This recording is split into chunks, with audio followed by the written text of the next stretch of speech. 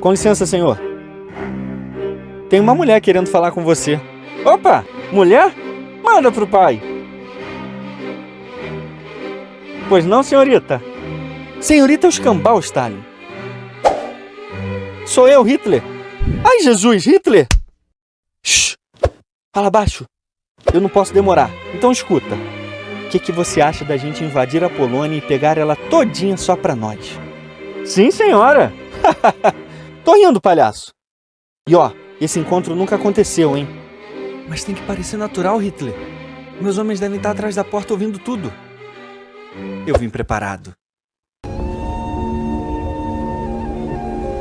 Me disseram que estaria... Segure na balaustrada.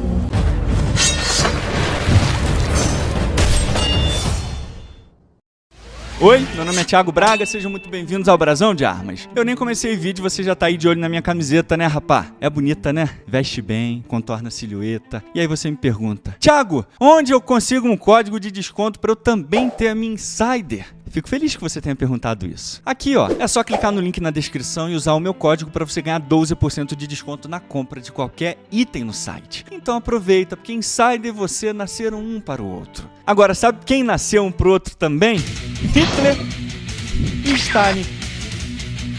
Assim, eles nunca admitiram isso abertamente não, mas pensa só comigo aqui. Foi graças à aliança nazi-comunista que aconteceu o pior conflito da história humana. Se isso não foi evidência suficiente de um amor verdadeiro, eu não sei mais o que pode ser. Mas aí Hitler acabou se divorciando de Stalin sem o consentimento dele.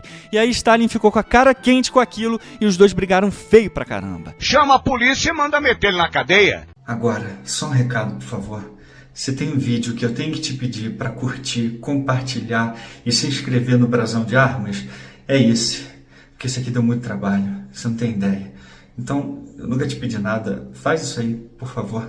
Então, nesse vídeo aqui a gente vai fazer uma revisão da literatura de estudos de grandes especialistas justamente sobre a União Soviética e a Alemanha nazista e como que esse tratado infame e imoral entre comunistas e nazistas levou ao início da Segunda Guerra Mundial e a toda aquela atrocidade desumana que veio com ela. Então vamos começar pelo começo aqui. O Tratado de Não Agressão Molotov-Ribbentrop. 100% das pessoas que estudam minimamente a Segunda Guerra Mundial já leram alguma vez alguma coisa sobre esse tratado. Então vamos fazer um resumão bem rapidão aqui, só pra gente dar um contexto. Em 23 de agosto de 1939, Joachim Ribbentrop, ministro dos Negócios Estrangeiros da Alemanha, foi até Moscou para assinar esse pacto de não agressão entre as duas nações, onde as duas nações concordaram em não se agredir. Isso causou uma mistura de sentimentos nos soviéticos, porque os nazistas eram demônios para eles e, de repente, agora os soviéticos não iam mais combater os seus demônios e vice-versa. Só que para alguns soviéticos, esse tratado foi um alívio e tanto também, porque a chapa estava esquentando na Europa entre a Alemanha, França e Inglaterra. Então os russos podiam ficar mais tranquilos longe dessa tensão toda. Então se rolasse alguma treta, seria no Ocidente e não na mãe racha. Mas se você já tá aí xingando Stalin por ter assinado esse tratado de não agressão com os nazistas, segura o forever aí, menino. Tratados de não agressão eram as coisas mais comuns e já rolavam na Europa toda desde o início dos anos 30. Outros países europeus fizeram tratados de não agressão com a Alemanha também. O objetivo desses tratados de não agressão era basicamente manter a paz entre os países, enquanto eles arrumavam treta com outros países. E aí a gente chega então em 1938, um ano antes do inferno. Ninguém estava querendo guerra na Europa, só a Alemanha, que ameaçou invadir a Tchecoslováquia inteira porque tinha uma minoria alemã ali na região dos Sudetos. Só que, para surpresa de Hitler, os ingleses e franceses entregaram aquela região inteira para Hitler porque eles não queriam guerra. E aí eles acabaram assinando o Tratado de Munique, dando a região dos Sudetos e até permitindo a anexação da Áustria, que já era, inclusive, uma demanda antiga da própria Áustria, que já tinha votado desde 1918 pela anexação com a Alemanha. Só que o Tratado de Munique dizia que os alemães não podiam tomar a Tchecoslováquia inteira, o que Hitler fez em março de 1939. E aí já vamos de estudo especializado aqui logo, ó. Começando com esse aqui, A Segunda Guerra Mundial, escrito pelo professor Anthony Beevor, um grande especialista britânico em Segunda Guerra Mundial, que ajuda a gente a entender justamente essa geopolítica, essa dinâmica entre a Alemanha nazista e a União Soviética no início da Segunda Guerra Mundial. E aí lembrando pra você, o Braguinha aqui já inaugurou a livraria do Brasão de Armas, então todos os livros que a gente vai considerar aqui vão estar lá esperando por você. É só acessar o link na descrição e no comentário fixado e ir direto pra livraria e aproveitar que tá com um super descontão lá pra vocês. Você ajuda o Braguinha a melhorar a qualidade do canal cada vez mais e leva o que há de melhor da literatura da história da guerra pra você. E aí o professor Beevor diz aqui na página 20 que a Inglaterra e a França garantiram à Polônia que interviriam caso a Alemanha invadisse, dando um recado claro pra Hitler que a merda ia estourar se ele invadisse a Polônia. E em abril de 1939, Stalin ofereceu uma aliança à Inglaterra e à Grã-Bretanha para se ajudarem contra qualquer outro ataque estrangeiro. E aí o professor Beevor mostra pra gente aqui na página 29 que, embora a França estivesse a fim de fazer uma aliança com a União Soviética, a Inglaterra era anticomunista até o talo e não concordava com as ambições expansionistas da União Soviética, justamente contra os estados bálticos, Finlândia, leste da Polônia também. E a Polônia, por sua vez, não queria deixar o Exército Vermelho se instalar dentro do seu país, que era uma das exigências, inclusive, de Stalin, porque os poloneses não confiavam nos comunistas por causa da guerra dos anos 20 com os bolcheviques e a inimizade declarada que surgiu a partir da derrota dos bolcheviques ali. Então ninguém confiava em ninguém naquela porcaria, e aí os comunistas e os ocidentais ficaram no impasse. E adivinha só quem estava assistindo tudo isso do camarote? Espertamente, Hitler, no início de agosto, mandou Ribbentrop até Moscou para negociar um acordo pessoalmente com Stalin. E, para surpresa de Ribbentrop, a visita dele estava mais do que esperada. Os comunistas já estavam se preparando para oferecer um acordo aos alemães antes mesmo dos alemães cogitarem o plano. Tanto é que o primeiro registro soviético de uma movimentação pró-nazista apareceu justamente no dia 3 de maio de 39, e o primeiro registro da intenção dos alemães só foi aparecer pela primeira vez em 2 de agosto de 39 com Ribbentrop. Inclusive o professor Beevor mostra pra gente aqui essa movimentação macabra de Stalin aqui na página 30 e tudo que ele já estava disposto a fazer para agradar o Führer. E presta muita atenção nisso, porque essa abordagem de Stalin vai definir justamente os 2 primeiros anos da guerra. Para Stalin, os benefícios tornavam-se cada vez mais óbvios. No dia 3 de maio, tropas do NKVD cercaram o Comissariado para Assuntos Estrangeiros. Limpe o Ministério de Judeus, ordenara Stalin. Limpe a sinagoga. O veterano diplomata Maxim Litvinov foi substituído por Molotov como ministro do exterior e alguns outros judeus foram presos. Stalin começou um expurgo de judeus para se preparar para o pacto com Hitler. Então alemães e soviéticos queriam a mesma coisa e eles estavam se dando melhor do que com as democracias ocidentais. E aí então, em 23 de agosto de 1939, eles assinam o imoral Pacto Nazi-Soviético, a.k.a. Pacto Molotov-Ribbentrop, ou como eu costumo chamar,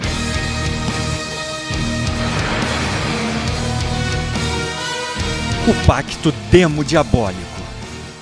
Mas, Thiago, você disse que os tratados de não agressão eram comuns, então qual é o problema dos camaradas terem feito um acordo com Hitler? O problema, menino, não foi tratado de agressão, não. Não querer guerra com outros países é até uma coisa bonitinha mesmo. Então ninguém pode condenar a União Soviética por não querer guerra com a Alemanha, porque, como eu já disse aqui, outros países europeus, inclusive, fizeram seus pactos de não agressão ou apaziguamento para evitar a guerra total. O problema é que esse pacto nazi-soviético só foi o início de uma série de outros pactos e protocolos secretos, tipo secretos mesmo, que se a União Soviética existisse até hoje, ela ia estar negando e mentindo pra você, dizendo que era tudo propaganda nazista, igual os filhotes de ditadores comunistas fazem hoje. E quem explica melhor isso pra gente é o professor Dmitry Volkogonov, ex-general soviético responsável por liberar milhões de documentos secretos pro público. Nesse clássico Os 7 Chefes do Império Soviético, na página 303, ele manda braba e sem pena. Entre os segredos guardados a 7 chaves, dos quais tinha conhecimento, estavam a localização dos protocolos secretos do Pacto Molotov-Ribbentrop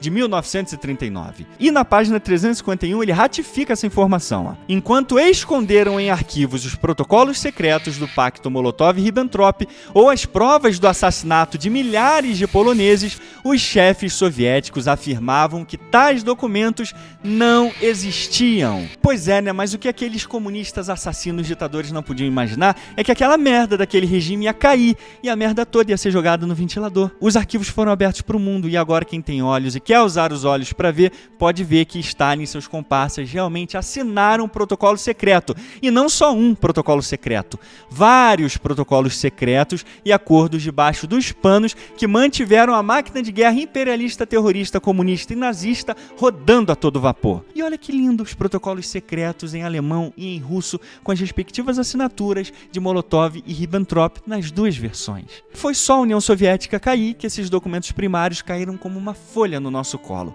Graças a Deus. E graças a Deus a gente consegue saber a verdade sobre esses porcos. Mas vamos começar pelo começo aqui para a gente entender o contexto desses protocolos secretos. Em 23 de agosto de 1939, os nazistas e os comunistas assinaram o Pacto Molotov-Ribbentrop, só relembrando. E isso não foi um segredo para ninguém, tanto que a União Soviética, o mundo inteiro soube desse pacto de não agressão, porque, novamente, pactos de não agressão eram normais. E ninguém podia falar nada, porque outros países já tinham feito tratados de não agressão com a Alemanha também. Só que o que ninguém sabia, e nem o povo soviético, e nem ninguém no mundo, é que esse tratado de não agressão tinha aquele protocolo secreto, que dizia que os comunistas e nazistas dividiriam a Polônia no meio. A parte leste ficaria com Stalin e a parte oeste ficaria com Hitler. A gente pode ver justamente isso nessa outra obra especializada do professor Max Hastings, chamada Inferno, que também é uma das melhores obras mais completas sobre a Segunda Guerra Mundial, que eu recomendo demais. Aqui na página 16, o professor mostra que em um protocolo secreto do Pacto Nazi-Soviético,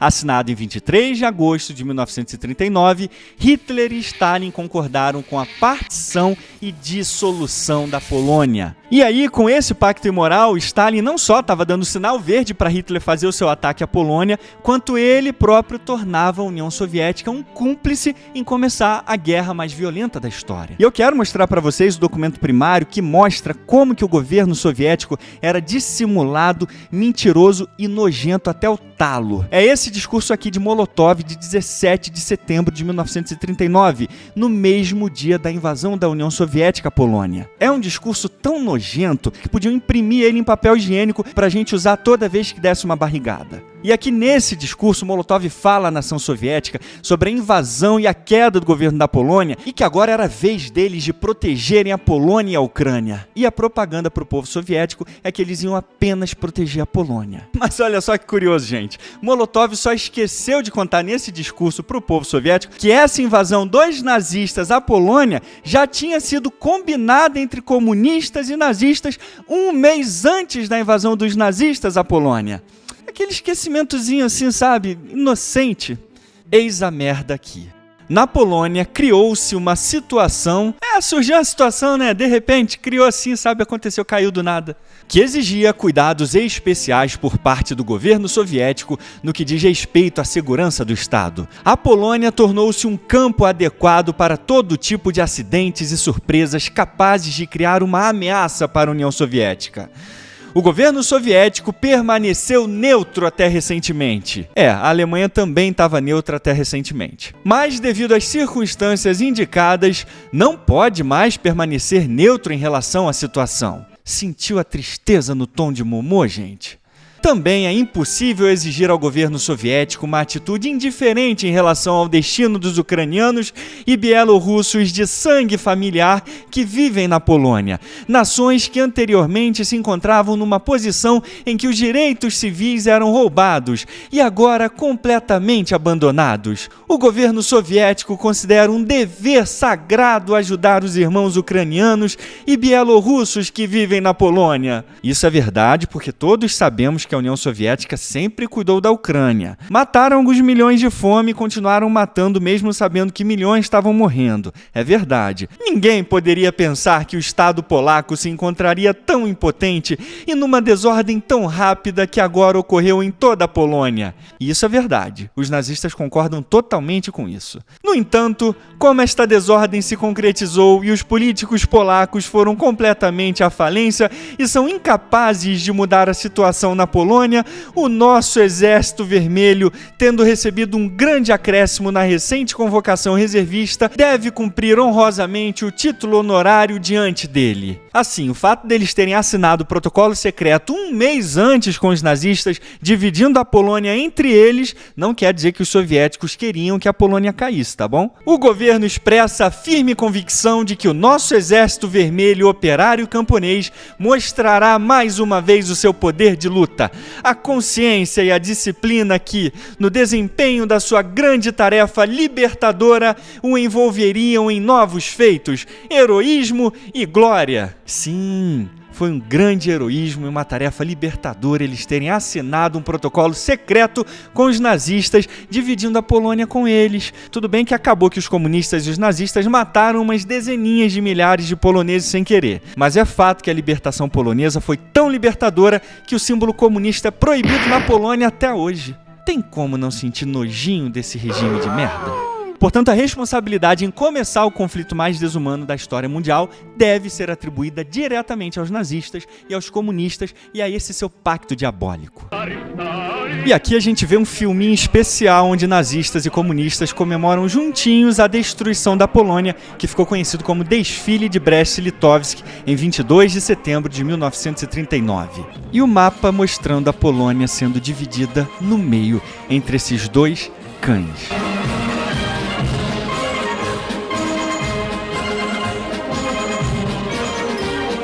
Essa interpretação, inclusive, é apoiada pelo professor Richard Pipes, que é um dos maiores especialistas na União Soviética do mundo, aqui na sua obra Os Três Porquês da Revolução Russa. E aqui na página 83 e 84 ele fala justamente sobre Stalin e a sua participação em iniciar a Segunda Guerra Mundial. Ele colaborou com nacionalistas alemães para impedir a estabilização da Europa e ajudou a deflagrar a Segunda Guerra Mundial, que também era um dos objetivos de Lenin. E o que reforça ainda mais essa acusação contra os comunistas é que apenas um mês depois da assinatura do primeiro protocolo secreto com os nazistas, os comunistas assinaram um outro pacto secreto. E esse é ainda mais vergonhoso do que o primeiro e tem um nome bem fofinho e revelador, inclusive. É esse aqui, ó, o Tratado de Amizade, Cooperação e Demarcação, assinado em 28 de setembro de 1939, que ratificou aquele primeiro protocolo secreto de partição da Polônia, assinado em 23 de agosto. E aqui a gente pode ver os originais, ó, de novo em alemão e em russo, com as respectivas assinaturas de Molotov e Ribbentrop em cada via. Só que a versão soviética, diferente da alemã, ia ficar enterrada e escondida até a queda da União Soviética. E aí o professor Hastings fala justamente sobre essa vergonha aqui na página 17, ó. O Pacto de Não Agressão de Moscou, junto ao Tratado de Amizade, Cooperação e Demarcação de 28 de setembro, comprometeu os dois principais tiranos do mundo a endossarem as ambições um do outro e renegarem hostilidades recíprocas a favor de engrandecimento em outros lugares. Stalin aquecia as políticas expansionistas de Hitler a oeste e deu importante ajuda material à Alemanha: petróleo, milho e produtos minerais. Os nazistas concederam rédea solta no leste aos soviéticos, cujos objetivos incluíam a Finlândia Oriental e os países bálticos, além de um grande pedaço da carcaça da Polônia. Quem diria, senhoras e senhores, os soviéticos e nazistas se tornaram tão amigos que fizeram questão de assinar um tratado e colocar amizade no nome. E agora eu quero mostrar para vocês o que para mim é o documento mais revelador de todos, que foi encontrado nos arquivos soviéticos com anotações feitas por Stalin, onde ele próprio reparte a Polônia no meio à caneta. Repara aqui a assinatura de Stalin em azul caneta e a de Ribbentrop em vermelho aqui embaixo. Agora repara a data, exatamente a mesma data da assinatura do Tratado de Amizade e Fronteira, 28 de setembro de 1939. Repara que não foi só um pacto escrito não, foi um pacto visual com direito a mapinha e tudo para deixar tudo bem claro. Agora olha a perfeição da linha demarcatória dividindo a Polônia no meio com o mesmo azul caneta de Stalin. Mais um documento primário mostrando a amizade maldita desses dois regimes do Satanás. Os interesses imperialistas desses dois ditadores malditos se uniram numa amizade declarada através desse Pacto de Amizade e Fronteira, assinado em 28 de setembro de 1939. Pacto de Amizade e fronteira. Agora, é claro que os filhotes de ditadores comunistas têm suas desculpinhas esfarrapadas para defender essa loucura stalinista. Com esse tratado, Stalin estava segurando diplomaticamente o avanço nazista pela Polônia, enquanto protegia os poloneses da conquista total e o resto da União Soviética também. Ah, como nada gosta. Mas é mentira. Reparou que é aquele mesmo argumentinho criminoso, desonesto e mentiroso que eu já desmantelei do Molotov ainda há pouco, né? É a mesma coisa. É só Ctrl-C, Ctrl-V. Tem uma enxurrada de argumentos que enterram esse besterol apologista nojento. O primeiro é a cronologia dos fatos. Vamos lembrar que desde maio de 1938 a União Soviética já queria fazer acordos com a Alemanha. Desde maio de 1938. Depois, o Pacto de Não Agressão e o Protocolo Secreto de Repartição da Polônia já tinham sido assinados em comum acordo em 23 de agosto, uma semana antes da invasão nazista e o início da guerra. E além disso, os soviéticos só invadem a Polônia 17 dias depois da invasão nazista, porque eles já estavam seguros com a assinatura do protocolo secreto entre os dois, e os soviéticos apenas estavam cumprindo a parte do acordo aqui. E uma outra evidência ainda mais relevante é que Stalin, assim como seu amigo Hitler, fez a sua parte na destruição completa da Polônia enquanto nação. Foram execuções brutais, deportações e limpeza étnica de toda a elite política, militar e cultural da Polônia. Stalin não queria preservação da Polônia porcaria nenhuma, ele queria sua completa subjugação à União Soviética. Engraçado que você não ouve pessoas minimizando o ataque nazista à Polônia. Pelo contrário, mas você ouve pessoas minimizando o ataque comunista à Polônia. Por isso a gente vai ter um vídeo exclusivo aqui no Brasão de Armas só sobre esse ataque monstruoso da União Soviética à Polônia. Mas pelo bem do nosso argumento aqui, vamos deixar o professor Beaver fazer algumas menções desonrosas da brutalidade de Stalin aqui na página 53, olha. Após a invasão do Exército Vermelho, 5 milhões de poloneses se viram sob o governo soviético que tratava o patriotismo polonês como contra-revolucionário por definição. O NKVD deteve 109.400 pessoas, a maior parte das quais foi enviada para campos de trabalho do Gulag, e 8.513 foram executadas. As autoridades soviéticas perseguiram todos os que poderiam ter um papel na manutenção do nacionalismo polonês, inclusive proprietários de terras, advogados, professores, clérigos, jornalistas e oficiais. Foi uma política deliberada de guerra de classe e decapitação nacional.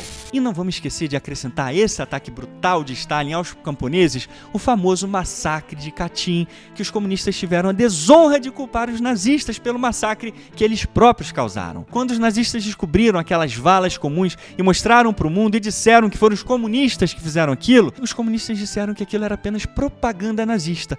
Já ouviu isso em algum lugar? E que foram nazistas que fizeram aquele massacre. E calma, que a gente também vai ter um estudo exclusivo e bem detalhado aqui no Brasão de Armas sobre o massacre de Katyn. E eu tô mais ansioso ainda para mostrar para vocês uma das fontes mais vergonhosas que os negacionistas comunistas mais gostam de citar para negar os crimes de Stalin. É esse tal de Grover Furr aqui, um americano professor de literatura medieval inglesa que dá aula de literatura medieval inglesa, mas resolveu passar o tempo escrevendo uns livrecos sobre a União Soviética, que não é citado por ninguém em lugar nenhum, porque obviamente ele não é especialista em União Soviética e nem reconhecido por seus estudos soviéticos, e que só conseguiu publicar esses livrecos aqui porque existe editora só de livrecos, com zero credibilidade no mundo acadêmico e que ainda se declaram abertamente marxistas e de esquerda, como esses antros aqui da Erythros Press Media e Red Star Publishers. Que merda, hein? Que foram as únicas que tiveram coragem de publicar esses panfletos dele aí, ó. E olha que eu nem comecei ainda.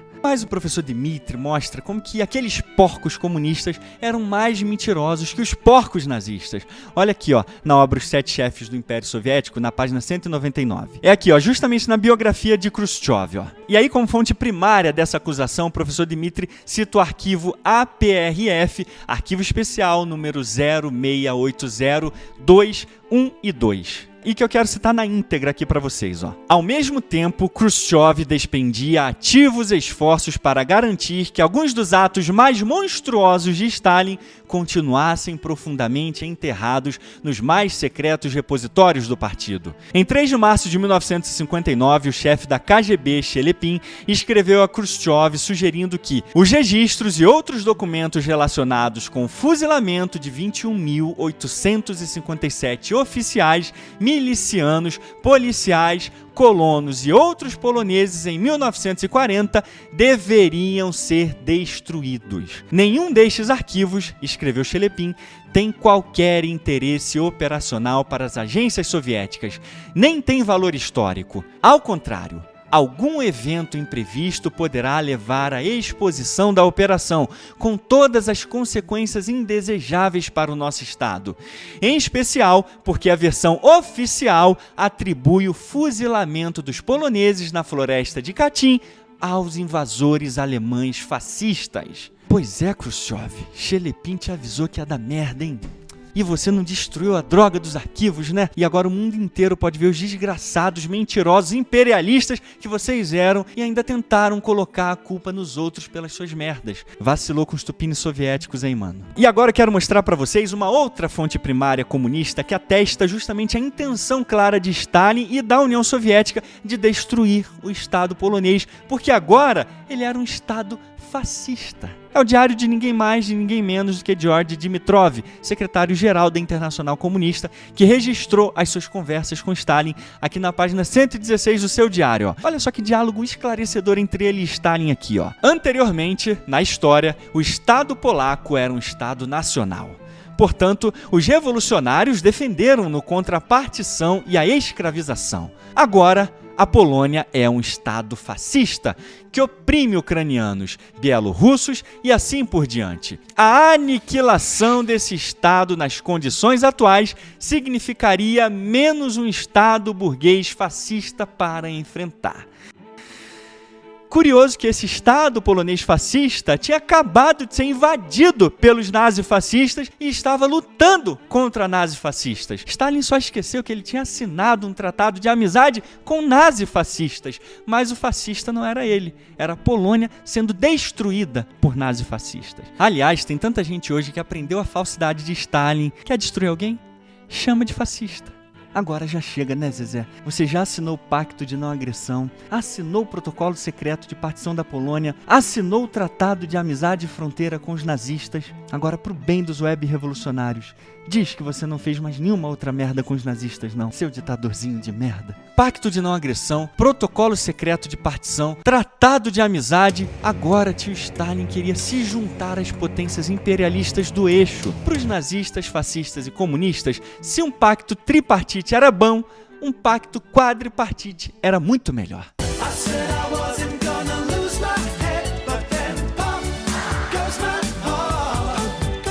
Se você dorme com um pôster, uma fotinha de Stalin debaixo do seu travesseiro e dorme ouvindo o hino da União Soviética, deixa eu te dizer uma coisa, amiguinho. Sai logo desse vídeo e clica no dislike, porque aqui você vai perder a razão de viver depois desse vídeo. Mas é isso mesmo, camaradas. Stalin tentou entrar para as potências do eixo. Então senta aí, respira fundo, que lá vem estudos sobre isso, porque essa é a minha parte preferida dessa merda toda. Vamos começar com esse tijolão aqui, ó, que é a Bíblia do nazismo, escrito pelo semideus dos estudos nazistas, Ian Kershaw. Tá lá na livraria do Brasão de Armas pra você, rapá. Não dá mole não, que isso aqui é coisa boa demais. E aí o professor Kershaw mostra aqui pra gente na página 613 o contexto desse projeto diabólico de um pacto quadripartite. Aqui ele mostra pra gente que em 1940 os nazistas resolveram suspender os planos de invadir a União Soviética e aí Hitler precisava estreitar mais os laços com Stalin por causa disso, para continuar recebendo o grande apoio material que ele vinha recebendo para manter justamente a sua máquina de guerra rodando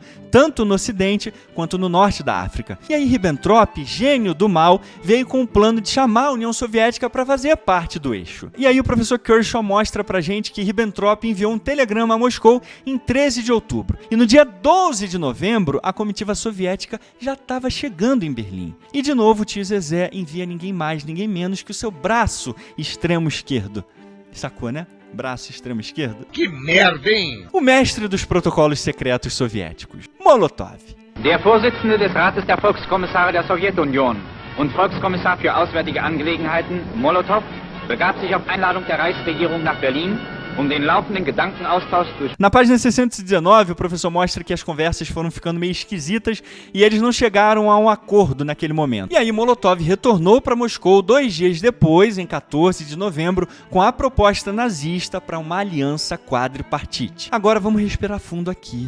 O os comunistas já tinham feito um tratado de não agressão, assinado um protocolo secreto de repartição da Polônia, assinado um tratado secreto de amizade e fronteira, mas Stalin jamais aceitaria fazer uma aliança militar com os nazistas e fascistas, certo?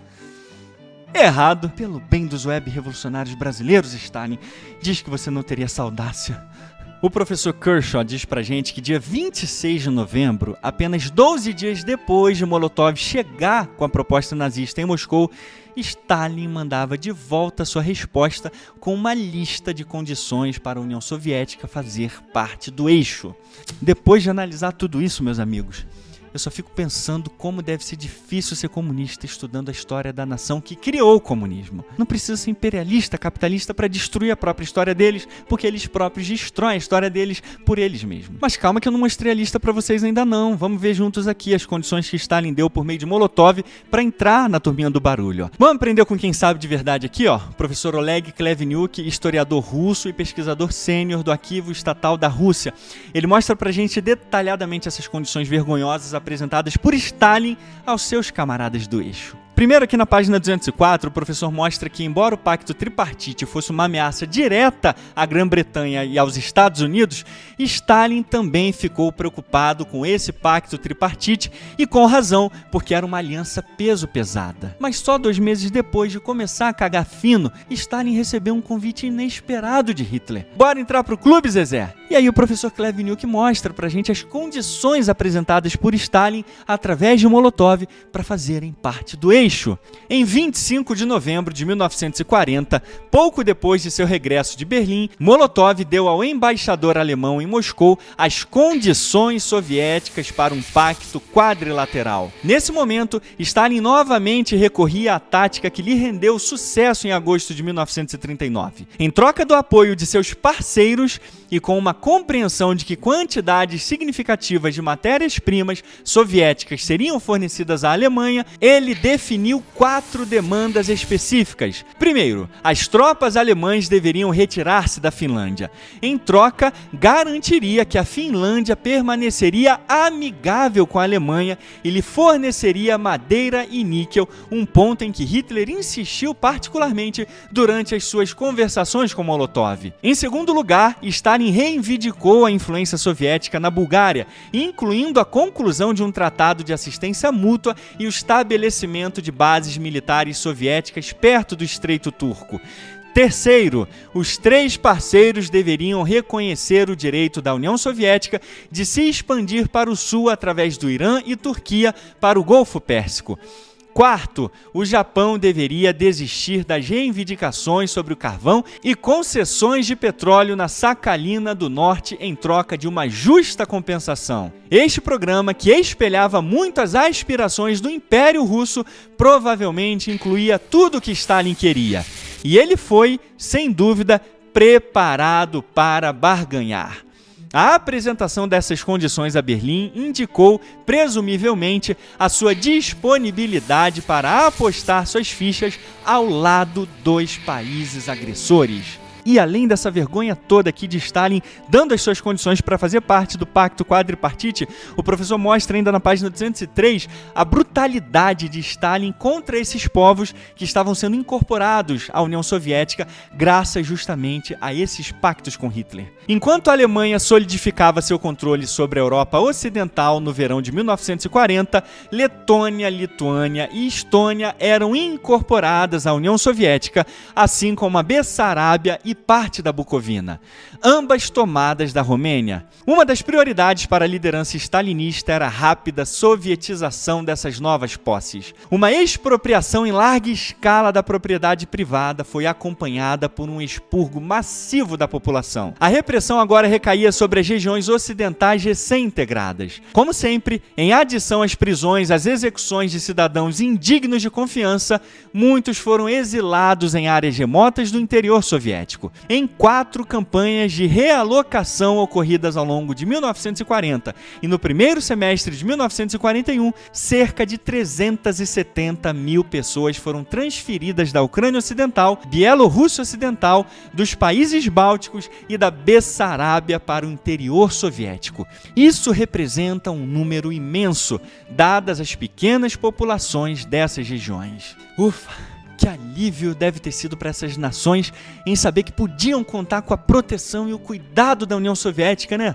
Aliás, aqui nessa outra obra especializada do professor Roger Moorhouse, chamada O Pacto do Diabo, a gente pode ver uma sequência de documentos primários, incluindo fotos como essa aqui, por exemplo, onde a gente pode ver a população da Bessarábia correndo felizes, saudando ninguém mais, ninguém menos que os alemães como libertadores, porque meteram o pé na bunda dos soviéticos ali. E aí, meus amigos, vamos para uma reflexão rápida aqui, Para um povo achar que os nazistas eram os libertadores dos comunistas, o que será que os comunistas deviam estar fazendo com o povo ali, hein? E esse aqui, senhoras e senhores, é o registro de um dos atos populares mais emocionantes e impressionantes da história moderna que aconteceu nos países bálticos em memória aos horrores do Pacto Nazi-Soviético. Uma corrente humana que se estendeu pelos 3 países bálticos, Estônia, Letônia e Lituânia, em 23 de agosto de 1989, exatamente no mesmo dia da assinatura do maldito pacto entre Stalin e Hitler. Mais de 2 milhões de cidadãos participaram nessa corrente com as mãos dadas em mais de 600 quilômetros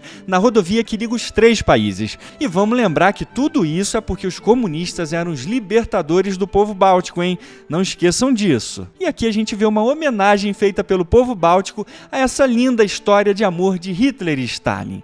Agora cá entre nós, que Stalin ficou uma noivinha fefosa, isso ele ficou. Camarada Stalin, a gente sabe que no fundo você amou demais. Dá a testinha aqui, dá. Curtindo o imperialismo adoidado. Mas essa aqui não é só minha opinião, não. Tem outro sovietólogo respeitado que concorda com isso, que é o professor japonês Hiroaki Kuromiya, na sua obra Stalin. Aqui na página 143, o professor é direto e reto. Stalin considerou e apresentou todo o caso de uma perspectiva marxista das contradições entre as potências imperialistas.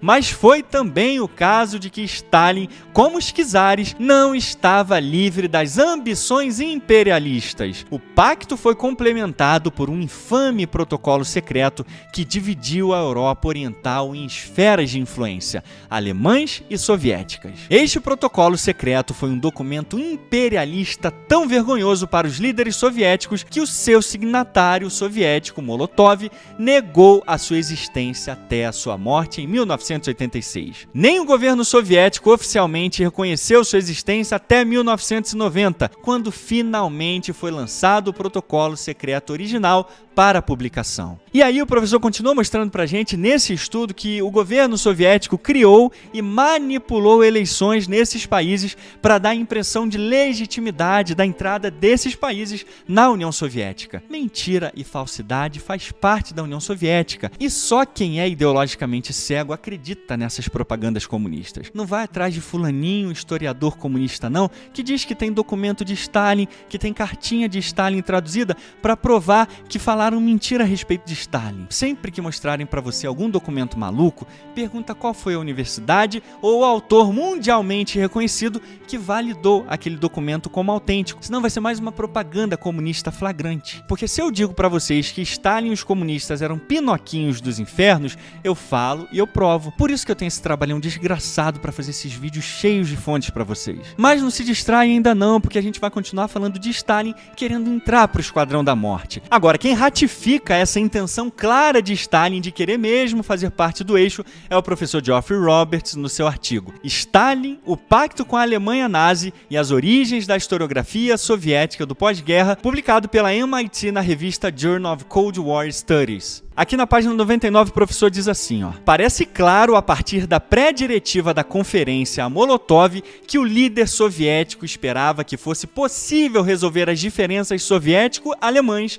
e então negociar um acordo abrangente, talvez de longo prazo, entre os dois estados.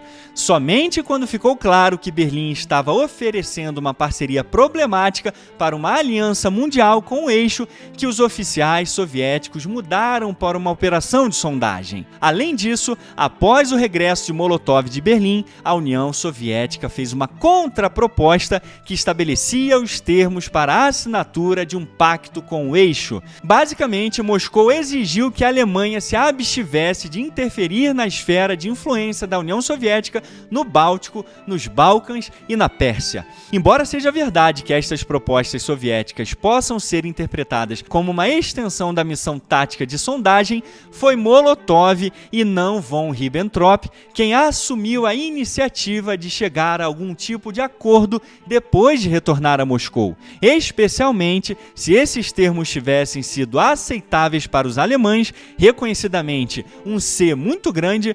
Não há razão para supor que Stalin teria se recusado a assinar o pacto quadrilateral com as potências proposto por Hitler, envolvendo a Alemanha, Itália, Japão e a União Soviética. Isso aqui, senhoras e senhores, é a materialização pura e única dos fatos. Foi Stalin que enviou suas condições para entrar no eixo, mas ficou esperando sentado porque Hitler nunca respondeu. Na verdade, respondeu sim com uma palavra: Barbarossa.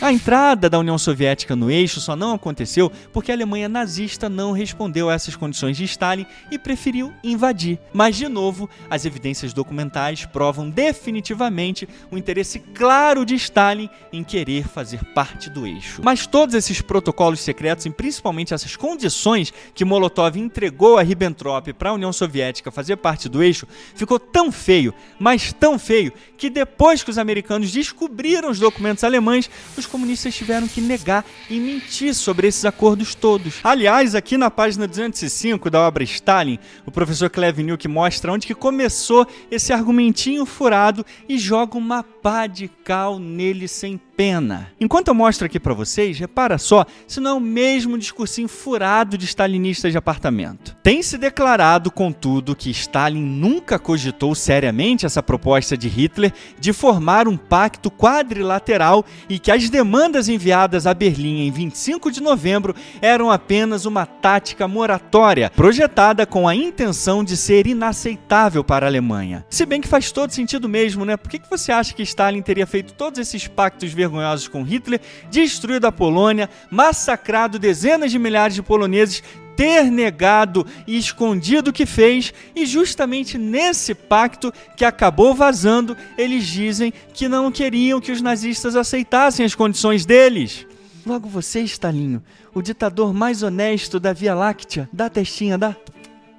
Mas o professor Klevniuk mostra como que comunista é mentiroso para um caramba, mas nem mentir, eles sabem mentir direito. O professor diz aqui que o principal argumentinho que os minions de Stalin usam é um relato que apareceu anos depois de um membro do partido que foi chamado para uma reunião. Mas presta atenção agora na data e no lugar que essa reunião aconteceu, porque é muito importante. 14 de novembro de 1940, em Moscou. Repetindo aqui, menino. 14 de novembro em Moscou. E aí, nessa reunião, ele tomou notas enquanto Molotov falava sobre as negociações dele em Berlim. Essa parece ser realmente a prova definitiva de um membro do partido na presença de Stalin e Molotov relatando o que ele ouvia. E que motivo você teria para desconfiar dele, hein?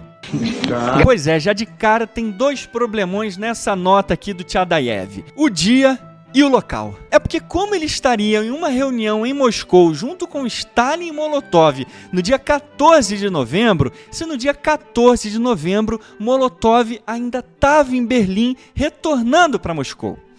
Pode ser até que o Tchadaev tenha errado o dia e o local aqui, né? Mas aí, nesse caso, Stalin tinha que estar em Berlim também. Mas a gente sabe que nessa época Stalin nem tirou a bunda da mãe Rasha. E vamos lembrar de um detalhe importante aqui. Molotov e sua comitiva foram e voltaram de trem. E hoje, o trem mais rápido de Berlim até Moscou leva apenas 23 horas. Só.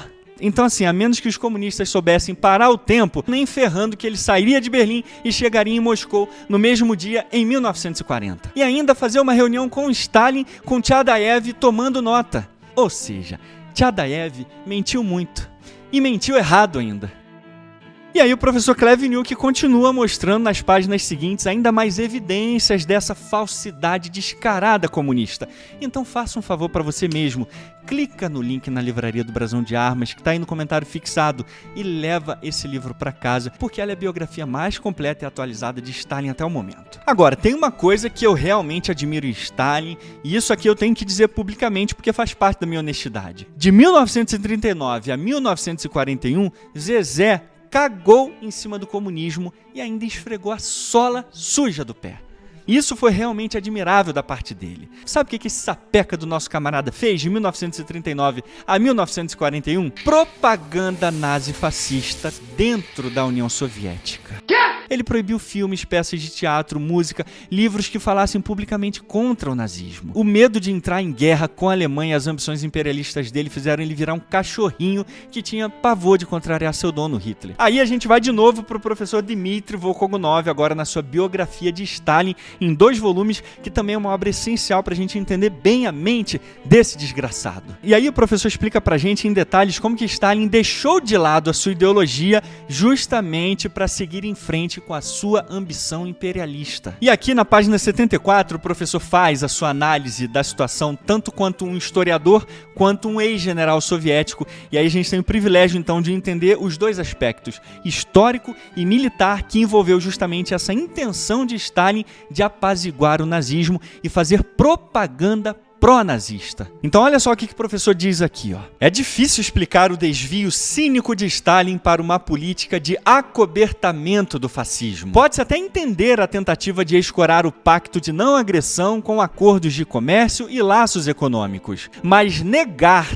todas as anteriores premissas ideológicas antifascistas foi demais. Por exemplo, a declaração dos governos soviético e alemão assevera que o acordo mútuo é de opinião que o fim da guerra entre a Alemanha de um lado e a Inglaterra e França do outro viria ao encontro dos interesses de todos os povos. No entanto, esses povos poderiam muito bem se perguntar como isso era possível. Deveriam aceitar e se conformar com a tomada da maior parte da Europa por Hitler? Como poderia a Polônia, em ruínas que estava, aprovar a assistência mútua assinada por Molotov e Ribbentrop? Agora vamos dar uma pausa aqui e vamos refletir nesses pontos que o professor Dmitry explicou, que são muito importantes e precisam ficar bem claros para a gente entender, porque eles foram extremamente graves e vergonhosos. Essa declaração dos governos soviéticos e alemão foi emitida em conjunto pela Alemanha nazista e a União Soviética no mesmo dia do Tratado de Amizade e Fronteira,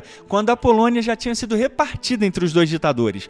E aí as demais esferas de influência já estavam delimitadas entre as 2 potências. E é com esse contexto que a gente consegue entender a mordacidade dessa declaração. Stalin e Hitler ofereceram em conjunto uma proposta de paz com a Inglaterra e a França, e que eles deveriam aceitar essa paz e as conquistas territoriais de Hitler. E Stalin cinicamente ganharia com isso, porque ele manteria sem lutar não só a sua porção da Polônia, mas todos os outros países que ele estava negociando com os nazistas. Ou seja, se dependesse dos soviéticos, a guerra acabava ali, com eles e os nazistas comendo praticamente a Europa inteira juntinha para eles. E para Stalin, os comunistas, eles estavam de boa com isso. Tanto eles estavam de boa com os nazis que Molotov fez um dia de excursão no Soviético Supremo em 31 de outubro de 1939, mostrando todo o carinho e a amizade com os nazistas. E informação importante aqui, aprovado por Stalin. Então presta atenção nesse discurso inspirador, que é um verdadeiro tributo da União Soviética à Alemanha nazista.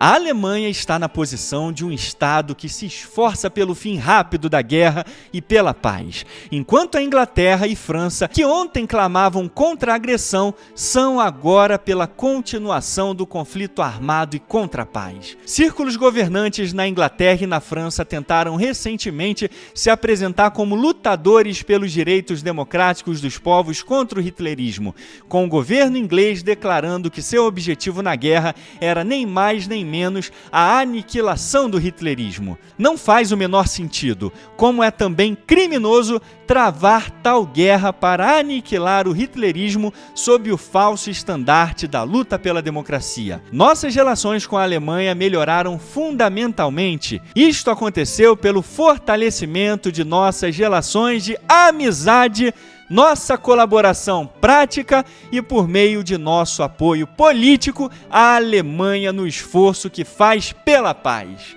Que palavras mais doces e delicadas e amorosas de verdadeiros amigos direcionadas aos nazistas pelos comunistas. Uma amizade inspiradora entre dois monstros, bonita de se ver. E esse discurso aqui foi feito na mais alta cúpula do legislativo soviético e Molotov critica abertamente o anti-hitlerismo da Inglaterra e França. O que é isso, meu Deus do céu? E o professor Dmitri continua expondo essa podridão moral e ideológica de Stalin, de Molotov e dos comunistas em geral na página seguinte aqui, ó. Afora o fato de tal mudança de linha política e ideológica causar perplexidade na mente pública, ela também revelava uma total falta de princípios. Stalin, que mandara milhões de pessoas para a morte ou para os campos de trabalho pela mais tênue suspeita de impureza ideológica, demonstrava uma excepcional falta de escrúpulo ao fraternizar com o fascismo. A palavra fascista desapareceu do vocabulário da liderança soviética. Berlim estava feliz. No seu discurso para o Reichstag, em 1º de setembro de 1939, Hitler pôde dizer com toda razão: o pacto foi ratificado em Berlim e Moscou. Faço minhas cada uma das palavras que o comissário do exterior Molotov disse sobre este assunto. E aqui na página seguinte o professor mostra como que Stalin mandou o propagandista-chefe do Exército Vermelho,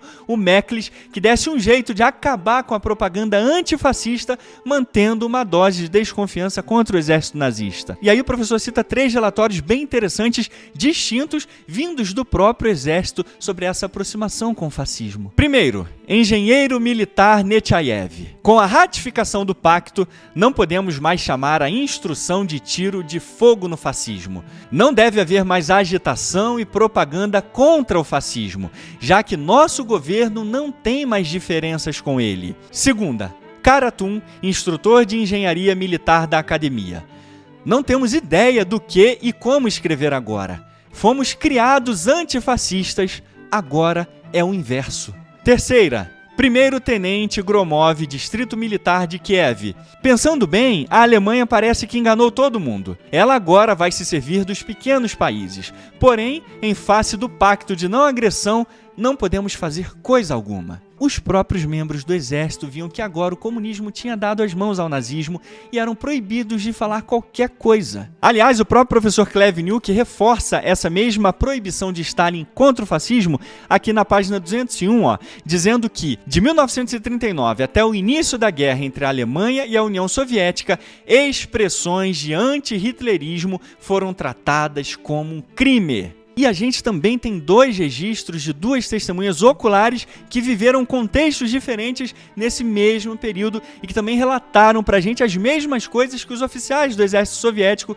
que a gente viu acima disseram. O primeiro aqui é de Viktor Kravchenko, ex-capitão do Exército Vermelho até 1943, e o outro é de Wolfgang Leonhard, um comunista e acadêmico alemão que fugiu para a União Soviética no início da guerra e continuou seus estudos dentro da Academia de Moscou. Então, começando aqui com Viktor Kravchenko, na sua obra Eu Escolhi a Liberdade, a vida pessoal e política de um oficial soviético, ele escancara esse apoio do comunismo ao nazismo dentro da União Soviética que estava se espalhando após o pacto. As bibliotecas igualmente foram expurgadas de literatura antifascista. A Sociedade para Relações Culturais com Países Estrangeiros descobriu instantaneamente as maravilhas da cultura alemã. Visitando Moscou a serviço, descobri que várias exposições de arte nazista, de conquistas econômicas nazistas e de glória militar nazista estavam abertas ou sendo preparadas. Os teatros na capital estavam desenvolvendo um grande interesse pelo drama alemão. Na verdade, tudo que fosse alemão estava na moda. Agora vamos usar de empatia, por favor, e se coloque no lugar de um comunista ouvindo isso, apertando o retrato de Stalin e gritando no banho: "Por que, Stalin? Por quê? A gente ama todo mundo que discorda da gente de fascista, e você fez isso com a gente, camarada." E o outro relato aqui é do professor Wolfgang Leonhard, que confirma exatamente a mesma descrição de Kravchenko, aqui na sua obra traição. O Pacto Nazi-Soviético. E aqui no subtítulo A Transformação da Propaganda Soviética, ele mostra com a própria experiência dele como que os ataques ou mesmo crítica ao nazismo desapareceram da noite para o dia e que, assim como Kravchenko já tinha denunciado antes, ele também viu as bibliotecas esvaziadas de toda a literatura antifascista. Portanto, senhoras e senhores, nós temos fontes oficiais soviéticas e estrangeiras confirmando essa propaganda escancarada soviética a favor do nazismo, eliminando suas críticas e incentivando a aproximação cultural entre o povo soviético e nazista. Tudo porque Stalin não queria entrar em guerra com a Alemanha e queria continuar expandindo seu império através desses pactos vergonhosos. Então, da próxima vez que você ouvir algum comunista de apartamento falando que o comunismo é anti-nazi-fascista, esfrega isso aqui na cara dele. Os comunistas só atacaram a Alemanha porque a Alemanha atacou primeiro e atacou para destruir a União Soviética. Se a União Soviética não atacasse de volta, eles seriam dizimados. Então, contra-atacar é o que todo e qualquer país ou nação do mundo faria. Foi exatamente o que a Polônia tentou fazer, sendo esmagada pelos dois lados por aqueles dois regimes assassinos brutais. Então não foi por causa de uma moral da ideologia comunista ser antinazista que fez com que os comunistas atacassem o nazismo para extirpar o mundo desse mal. Enquanto a paz estava rolando de boa entre comunistas e nazistas, estava tudo bem para a União Soviética. Sem precisar entrar em guerra, ela expandia o seu império enquanto apoiava o império nazista e a sua expansão na Europa. Ah, Thiago, mas um dia Stalin atacaria a Alemanha nazista, sim? Mas não atacou, né? A gente podia estar ouvindo isso aí até hoje. Essa é a história. Stalin preferiu continuar mamando os nazistas por quase um terço da Segunda Guerra Mundial e ainda tentou entrar pro eixo 6 meses antes de ser invadido. Isso aí, comunista não te conta não. Hitler que negou, tá? Não esquece disso não. E essa não é só a minha opinião não, tá? O professor Max Hastings aqui, ó, na sua obra Inferno, ele concorda exatamente com isso aqui na página 17, ó. Embora Stalin temesse Hitler e soubesse que um dia teria de lutar contra ele, tomou, em 1939, a decisão histórica de consentir com a agressão alemã em troca do apoio nazista ao seu programa de ampliação territorial. E agora vem o checkmate do professor Hastings. Quaisquer que fossem as desculpas dadas posteriormente pelo líder soviético e apesar de seus exércitos nunca terem lutado em parceria com a Wehrmacht, o Pacto Nazi-Soviético estabeleceu uma colaboração que persistiu até Hitler revelar seus verdadeiros objetivos com a Operação Barbarossa. É isso, senhoras e senhores. Tem desculpinha não. Os comunistas apoiaram e receberam apoio dos nazistas até a hora que os nazistas atacaram. Foram os comunistas que alimentaram a máquina de guerra nazista por quase um terço da guerra e que criaram junto com eles a maior guerra da história. E o professor Beaver, aqui na sua obra Segunda Guerra Mundial, mostra exatamente essa ajuda massiva que a União Soviética deu aos nazistas, aqui na página 216. Ó. Durante o período do Pacto Molotov-Ribbentrop, a União Soviética forneceu ao Reich 26 mil toneladas de cromo, 140 mil toneladas de manganês e mais de 2 milhões de toneladas de petróleo. É por isso que todo o terror causado pela Alemanha e que Stalin sabia desde o início que ele seria capaz de fazer, foi financiado e apoiado pela União Soviética. Todos os pactos secretos e de assistência econômica e material dada pela União Soviética contribuiu para a Alemanha se tornar o monstro que ela se tornou e a aplicar o seu terror em massa na Europa. E essa amizade entre os dois regimes poderia ter durado 10, 20, 50 anos, poderia estar durando até hoje. Só não durou porque, de novo, os nazistas quebraram a amizade primeiro e traíram seus amiguinhos comunistas. Então, meu amiguinho, é o seguinte, Stalin e os comunistas não fizeram mais do que a obrigação deles de correr com o rabinho entre as pernas e se juntar aos aliados para derrotar a Alemanha nazista depois daquele horror em Stalingrado. Mas sabe quem confirma definitivamente como que esse pacto com os nazistas foi uma vergonha humilhante mesmo? Depois que a Alemanha nazista foi derrotada, os americanos encontraram os pactos secretos dos nazistas e comunistas e jogaram a merda no ventilador para todo mundo ver. Em 1947, o Departamento de Relações Internacionais publicou o material e Stalin ficou maluco com aquilo. Só que aquelas eram cópias alemãs. Os americanos não tinham as cópias soviéticas. Então Stalin partiu para a boa e velha propaganda soviética, acusando os americanos de anticomunismo, de falsificadores, de pró-nazistas, igualzinho os filhotes dele fazem hoje. E aí ele próprio escreveu e editou um panfleto chamado Falsificadores da História, dando a versão soviética sobre esse pacto com os nazistas, como que foi um pacto necessário e fundamental para a sobrevivência da União Soviética e que não havia protocolo secreto nenhum e que foram os aliados que alimentaram a máquina de guerra nazista e que eram pró-nazi. E aí, como aconteceu durante toda a Guerra Fria, era a versão da União Soviética contra a versão americana. Só que você já deve imaginar que no final da história, o falsificador da história era...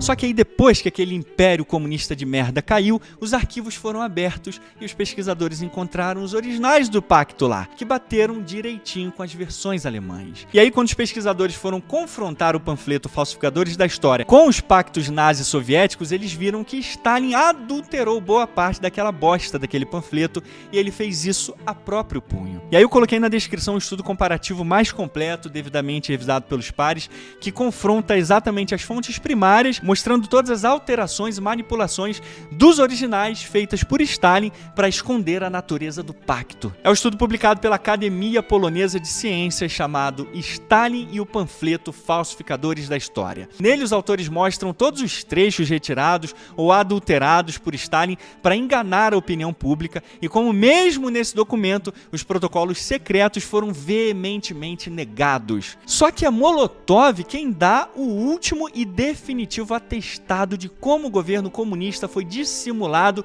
e mentiroso pela tamanha vergonha que aqueles protocolos secretos trariam para a União Soviética. Ele morre em 1986, levando seu segredo maldito para a sepultura. Tanto que na sua última entrevista ao jornalista russo Felix Chuev, em 1983, que publicou inclusive o livro Memórias de Molotov, o jornalista registra a entrevista e nos mostra como que Molotov mantém e reafirma a mentira stalinista sem balançar. Quando perguntado sobre o acordo secreto com os alemães, ele respondeu que não havia nenhuma verdade naquilo. Absolutamente nenhuma, disse. Não houve um acordo, repetiu o jornalista. Não houve não? Não, isso é um absurdo. O jornalista insistiu. Agora, certamente podemos falar nisso, não? Molotov respondeu.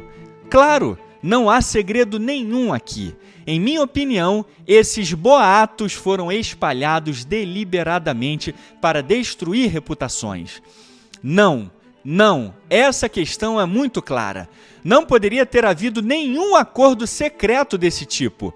Eu estava por dentro do assunto. Na verdade, estava envolvido nisso e posso lhe garantir, sem sombra de dúvida, que é uma falsificação. Tava esperando honestidade comunista, né? Só lembrando que foram pelo menos 2 protocolos secretos adicionados ao pacto nazi-soviético Molotov-Ribbentrop.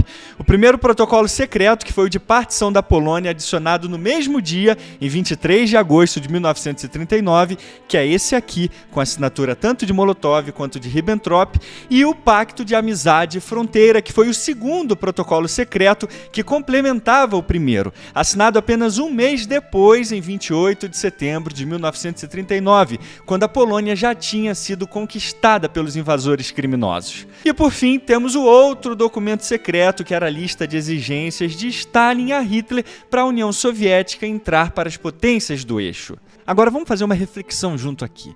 Se esse pacto secreto fosse tão fundamental para a sobrevivência da União Soviética, por que mentir até o fim? Medo de crítica? Medo de propaganda anticomunista? Ou será que eles estavam tão confiantes que a União Soviética nunca ia cair e a mentira ia continuar enterrada? Mas deu merda, né, Stalin? Thatcher e Reagan botaram seu império maldito pra baixo, né? Mas pelo menos estudar essa falsificação e mentira comunista serve para mostrar, como se ainda houvesse alguma dúvida para quem é humanamente honesto, que o alicerce do comunismo foi a falsidade, a mentira e os milhões que morreram por elas. Concluindo o nosso estudo, o Pacto Molotov-Ribbentrop não foi apenas um inofensivo pacto de não agressão. Ele iniciou uma série de protocolos secretos e negociações entre comunistas e nazistas que queriam repartir entre eles não só a Europa, mas o mundo inteiro. Isso fica claro com o convite que a Alemanha fez à União Soviética para entrar no eixo, e o interesse soviético de entrar no eixo ficou claro com a apresentação das condições de Moscou a Berlim. Foi o protocolo secreto no Pacto Molotov-Ribbentrop, ou Pacto Nazi-Comunista, que os alemães então tiveram um sinal verde dos soviéticos para iniciar a Segunda Guerra Mundial e a repartição da Polônia entre as duas potências imperialistas. Stalin e Hitler deixaram suas ideologias de lado para se ajudarem mutuamente a alcançarem seus objetivos territoriais. Mas foi Hitler e não Stalin que quebrou essa amizade e atacou primeiro. E essa amizade foi uma mancha tão vergonhosa na história soviética que ela foi humilhantemente negada até o fim, o que trouxe ainda mais vergonha a esse regime assassino. Mas felizmente, os dois piores regimes da história humana foram destruídos. Mas o nazifascismo e o comunismo são lembretes dolorosos e que nunca podem ser esquecidos pelo nosso próprio bem. A humanidade foi e sempre será capaz de criar o mal que destruirá a si própria.